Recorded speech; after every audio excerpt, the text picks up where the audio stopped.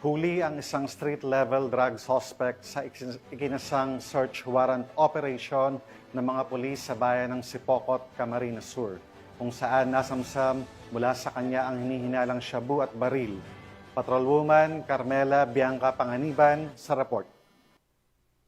Sa isinagawang operasyon ng mga otoridad, ang iligal na droga at baril mula sa isang street-level drug personality sa Barangay Kalagbangan, Sipocot, Camarines Sur, nito lamang ika-10 ng Agosto, taong kasalukuyan.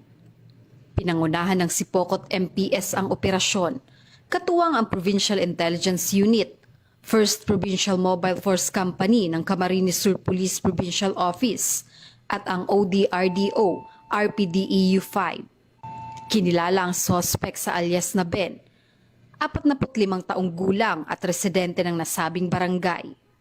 Sa pagsisilbi ng search warrant dakong alas 11:30 ng gabi, na-recover mula sa kanya ang tinatayang 15 gramo ng hinihinalang shabu na nagkakahalaga ng 102,000 pesos.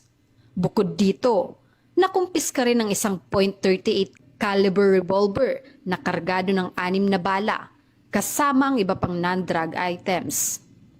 Dinala ang suspect at lahat ng nakumpiskang ebidensya sa Sipocot Municipal Police Station para sa wastong disposisyon at pagsasampa ng kaukulang kaso.